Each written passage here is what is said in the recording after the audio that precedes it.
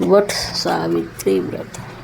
वट सावित्री व्रत ज्येष्ठ मास की कृष्ण पक्ष की अमावस्या को संपन्न किया जाता है। यह स्त्रियों को महत्वपूर्ण पर्व है। इस दिन सत्यवान, सावित्री तथा यमराज की पूजा की जाती है।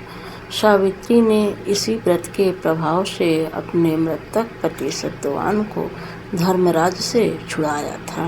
विधान: वट वृक्ष के नीचे मिट्टी की बनी सावित्री और सत्यवान तथा भैंस पर सवार यम की प्रतिमा स्थापित कर पूजा करनी चाहिए तथा बड़ की जड़ में पानी देना चाहिए। पूजा के लिए जल, मौली, रोली, कच्चा सूत, भिगोया हुआ चना, फूल तथा धूप होनी चाहिए।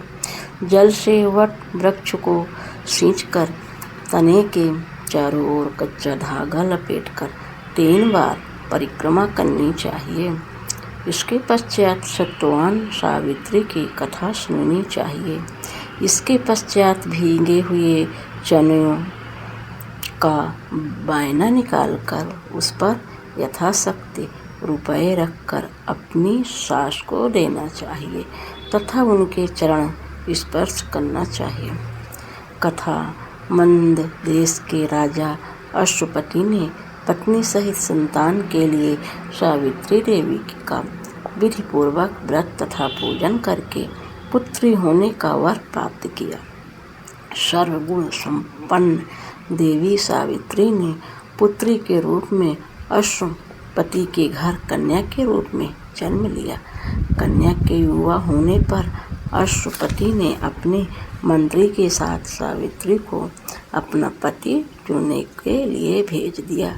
सावित्री अपने मन के अनुकूल वर का चयन कर जब लौटी तो उसी दिन देवर्षि नारद उनके यहाँ पधारे। नारद जी से के पूछने पर सावित्री ने कहा, महाराज, धूमसेन के पुत्र सत्यवान की कीर्ति सुनकर उन्होंने मैंने पति रूप में वरण कर लिया है। नारद जी ने सत्यवान तथा सावित्री के ग्रहों का गणना कर अश्वपति को बधाई दी तथा सत्यवान के गुणों की भूरी भूरी प्रशंसा की और बताया कि सावित्री की 12 वर्ष की आयु होने पर सत्यवान की मृत्यु हो जाएगी। नारद जी की बात सुनकर राजा अश्वपति का चेहरा मुरझा गया। उन्होंने सावित्री से किसी अन्य को अपना पति चुनने की सलाह दी, परंतु सावित्री ने उत्तर दिया, आर्य कन्या होने के नाते जब मैं सत्यवान का वरण कर चुकी हूँ तो अब वे चाहे अल्प आयु हो या दीर्घायु, मैं किसी अन्य को अपना हृदय से में स्थान नहीं दे सकती। सावित्री ने नारद जी से सत्यवान की मृत्यु का समय ज्ञात कर लिया। दोनों का विवाह हो गया। सावित्री अपने ससुराल परिवार के साथ जंगल में रहने लगे। नारद जी द्वारा बताए हुए दिन में 3 दिन पूर्व से ही सावित्री ने उपवास शुरू कर दिया। नारद द्वारा निश्चित तिथि को जब सत्यवान लकड़ी काटने के लिए चला तो सास ससुर से आज्ञा लेकर वह भी सत्यवान के साथ चल दी।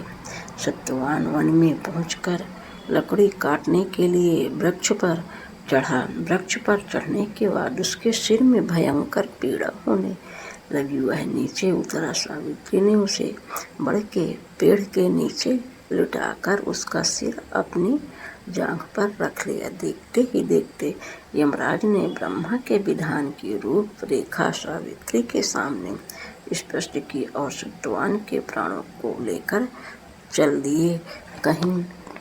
कहीं ऐसा भी उल्लेख मिलता है कि वट वृक्ष के नीचे लेटे हुए सत्यवान को सर्प ने डस लिया था। सावित्री सत्यवान को वट वृक्ष के नीचे ही लिटाकर यमराज के पीछे पीछे चल दी।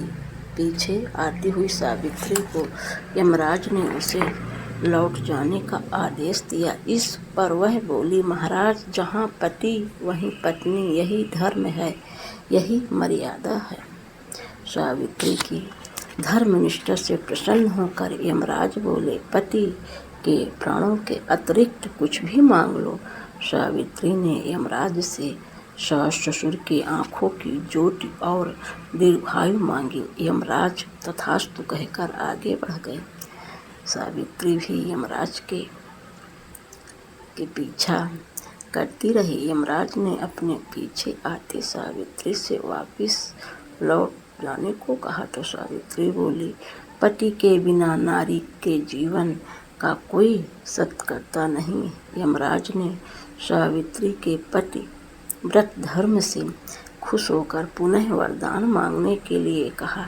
इस बार उसने अपने ससुर का राज वापस दिलाने की प्रार्थना की। तथास्तु कहकर यमराज आगे चल दिए। सावित्री अब भी यमराज के पीछे चलती रही। इस बार सावित्री ने यमराज से 100 पुत्रों की मां बनने का वरदान मांगा। तथास्तु कहकर जब यमराज आगे बढ़े तो सावित्री बोली, अपने मुझे जो पुत्रों का वरदान दिया है, पर पति के बिना मैं माँ किस प्रकार बन सकती हूँ? अपना यह तीसरा वरदान पूरा कीजिए।